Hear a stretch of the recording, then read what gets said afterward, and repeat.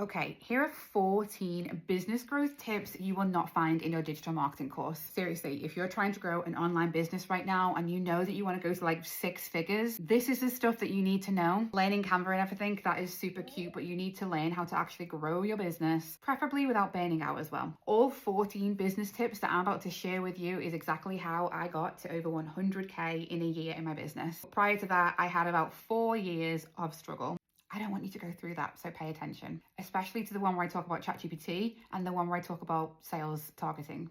I'm going to start with the basic one. It feels basic to me now. It feels so obvious to me now, but when I started my business, I didn't know this. Solve a problem. Whether it's a digital product, whether it's a piece of content, you need to be solving a problem or fulfilling a very specific desire. Creating content that says, buy my offer, creating content that says, follow me, like me, that doesn't solve a problem for anyone. And when people are going to invest money in you, into your business, they need to know they're going to get something out of it, not just a shiny product of some kind, but an actual result, a solution. For example, if I'm creating a product that helps you to be a better gardener, I'm not just going to go and create a ebook that is like how to be a better gardener. And I'm not going to go and create TikTok videos that are just how to be better at gardening. I'm going to focus on a really specific problem, such as gardening 101 for tiny gardens. Maybe then I go and create content that is like how to turn your tiny garden into a beautiful, heavenly paradise. From there, it could even be like how to create your dream garden on a budget. Like they're very specific problems, do you see? Versus just here's an ebook on gardening. You need to be focusing on something specific. And I see this issue a lot in the digital marketing space.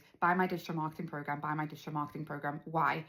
What problem is it going to solve? If someone is wanting to learn digital marketing at the moment, why do they want to learn it? They don't just wake up and go, I feel like learning digital marketing today. No, there's a reason why they want to do that. Why? Focus on that. Focus on that problem, that solution, that desire. Number 2, you need to have a social search marketing strategy, not just a social media plan, aka an SEO strategy, a keyword strategy. So social search marketing is basically when you're focusing on making sure your content shows up in searches. This ties really well with tip number 1 that I just gave you. If you're solving a problem or fulfilling a desire, you also need to go and figure out what people are typing into search bars. What specific keywords are they searching for on all these platforms you're on, whether it's TikTok, YouTube, Google, Pinterest, whatever it is. What are people typing into their search bars? You need to create content that not only is about those keywords, but features those keywords heavenly. You need to make your content optimized for search. And if you want to learn more about that, by the way, that's basically everything that I do with my clients and my mentees. If you are just focusing on trends, trending audios, CapCut templates, like they're great in the moment, yeah, but you want to have content that 6 months from now is still showing up in searches when people are searching for your keywords. And we don't want to do keyword dumping. This could probably be tip 3 actually. Don't do keyword dumping. If you're going to have an SEO strategy, you need to have your keywords in actual sentences and paragraphs and placed in the right places. Like I said, this is my area of expertise. If you want to learn this, come and join my community. But let's say someone finds you, they find you through a search. Let's go on to point number, 4 now. Do you have a funnel set up? And whoa, don't scroll on by. I know I lose people when I mention the word funnel. I'm not talking about some super techie, overwhelming, expensive click funnel, right? A funnel is just another way of saying a customer journey. If someone finds you on TikTok or Pinterest or wherever, if someone finds you on this platform and they go and they get your free product, or they buy a low ticket offer from you, or they go to your link in bio, what is the journey that's happening? How are you taking them from being a random stranger on the internet into being someone who's like obsessed with you, needs to buy from you? If you're just selling this one offer, they're signing up for it and then they're never hearing from you again, it's going to be really hard for you to get to that 6-figure dream that you want to aim for. Which brings me on to point number 5, which is create a menu of offers at different price points. If you're planning to hit 6 figures with a £27 product, you're going to need to sell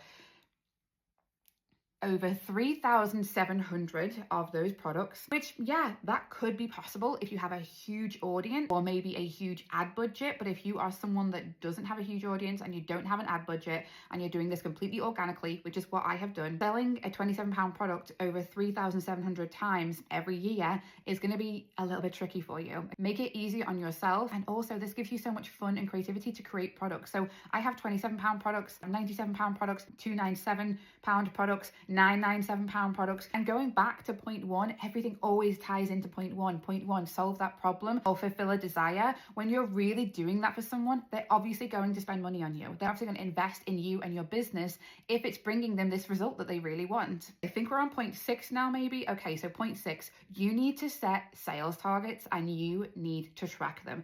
This was a game changer for me in 2024. Like it changed everything, because previously I'd basically set a goal, which is different. And I'd be like, yeah, my goal is make 10K this month. But I wasn't thinking about, okay, how we're making 10K? How many products do I need to sell to make 10K? How many of each product do I need to sell to make 10K? What do I need to do? What action do I need to do to sell those different types of products? So this all changed in 2024 when I sat down and created a spreadsheet. I actually now give it to a lot of my private clients, and it is incredible being able to see at the beginning of every month, right, this month I'm planning to sell X number of product A, X number of product B, and X number of product C. I also am trying to get X number of people to my free lead magnet and into my funnel. Having that laid out every month has been a game changer. And this isn't just track it at the end of the month. I track this daily, weekly, monthly. Honestly, I cannot stress this enough. I know sometimes numbers can freak people out, and setting yourself these crazy targets, or they feel crazy, is a bit like, and anxiety inducing. But honestly, being able to track it actually increases sales. Because if I know halfway through the month I'm quite a bit off my sales, I can be like, okay, what do I need to do?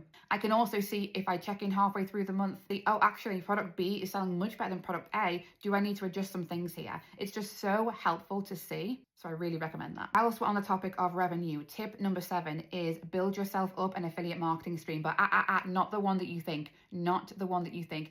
I know when a lot of people buy digital marketing courses, they're then encouraged to go and sell on the digital marketing course. That's absolutely fine. If that's what you want to do, completely encourage that. But there is a whole world of affiliate marketing out there that you could be missing out on that can bring you basically what feels like free money. Whatever industry or niche you are in, what you want to do is go and actually think about the brands you would love to work with, not just resell the stuff that you're learning. If you're in the gardening niche, what gardening brands are you obsessed with? If you're in the beauty niche, what beauty brands are you obsessed with?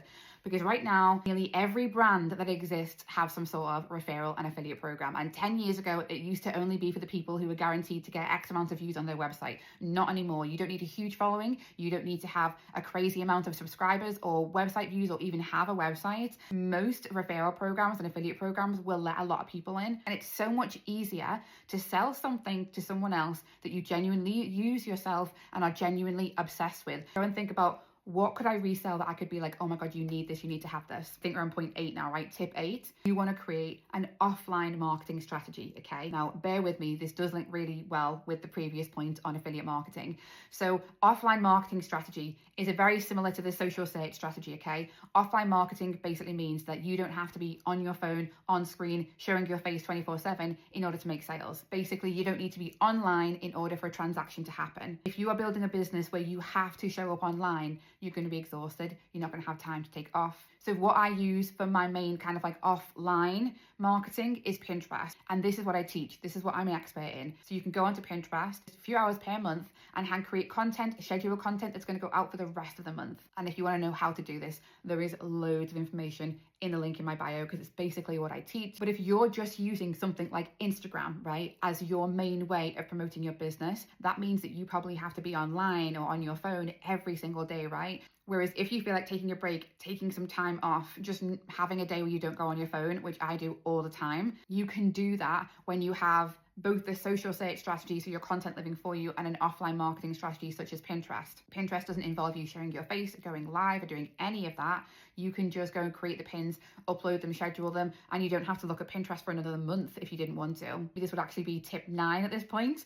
I also feel like email marketing probably falls within the offline marketing strategy, because you don't need to be, again, showing your face. You don't need to be online. If you wanted to, you could create all your emails at the beginning of the month or the beginning of the week, schedule them, and not have to think about them again. And the best thing about having scheduled emails going out is seeing those sales coming in, getting those ping notifications, knowing that you just made this sale and you forgot about it because you're off with the kids or you're off walking the dog. Email marketing is one of my favorite ways to grow my business. I love it. Now, while we're speaking about content, let's move on to tip 10. I think this is tip 10, right? And I want to talk about ChatGPT. Now, if you are using ChatGPT as your content assistant or marketing assistant, that is perfect. I'm not here to tell you to do otherwise, because, yep, hands up, I do the same. But here's the main tip. Start treating your ChatGPT like a human employee. And by that, I mean voice note it exactly what you want it to do. Because I see loads of people out there selling AI prompts and selling you ChatGPT prompts, and some of them are great, right? Some of them are fine, but most of the time they are super vague. They're not specific enough. When I started talking to my ChatGPT like it literally was my marketing assistant, hey, how are you? Listen, I want to create an email marketing campaign that really speaks to the woman who is going through XYZ. She's struggling with this, she feels this way, but I don't want it to be too salesy. I want it to be heartfelt. I want it to sound like this. I want it to read like this, and get really specific with it. And if it comes back with something pretty shit, I speak to it like it's a human being. I say, I appreciate the effort here. I think you have misunderstood what I wanted, so let's go over it again. I say to things like, what do you need to know from me in order to make this absolutely perfect? What do you need to know about my client, about my business? You need to go back and forth and be having actual conversations with ChatGPT, not just copy and paste, insert prompts, and then expect it to pull out this incredible marketing campaign for you. It's going to take a lot of back and forth, just like it would if it was a human, but doing this will completely change your content. And while we're still talking about content, let's go on to tip number 11. Are we on 11 now? Which is repurposing your content. And oh my gosh, I encourage you to go and sign up for repurpose.io. There's an affiliate link that gets you a 2-week free trial via the link in my bio, but this is how many times am I going to say game changer in this? All of these tips are game changers. Okay, yeah, hell with it. It's a game changer. Literally just had one of my clients last week text me and say, Hannah, this is unbelievable. This is going to help you to repurpose your video content onto multiple platforms without you lifting a finger. I'm not even exaggerating. I'm not going to spend loads of time talking about it. Go and check it out. But if you are creating content for one platform, you are out of your mind crazy if you're not realizing that you can put that piece of content on several other platforms. Optimized, remember social search, happening without you needing to doing anything. So almost like offline marketing that can drive traffic over to your funnel. So again, this ties in with loads of other tips that I've already given you. And let's move on to the final few tips. I'm going to call this the mindset portion. So number 12, do you have a vision? This should probably be where you start actually. What is the vision? Do you have a vision? What is your why? When I work privately with clients, this is often one of the first things I ask them, like, what's your why? What's your vision? What is it all for?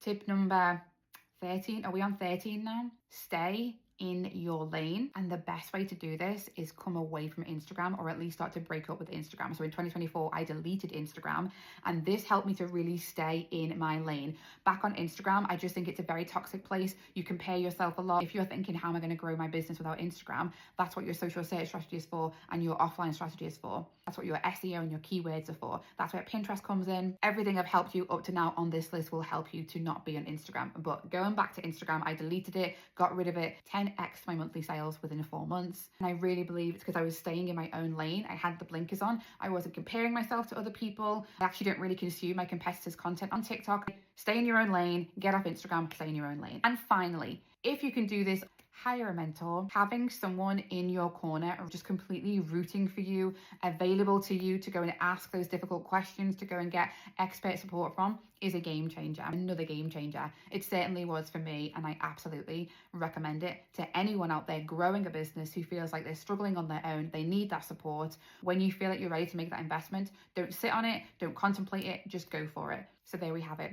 14 game-changing pieces of advice that I really believe will help you on your journey to 6 figures within your online business. I really hope that these online business growth tips have been helpful for you. Let me know in the comments if so. And if you like any of my help with any of the things I just spoke about, then you definitely want to get yourself into my private membership, the Social Search Club.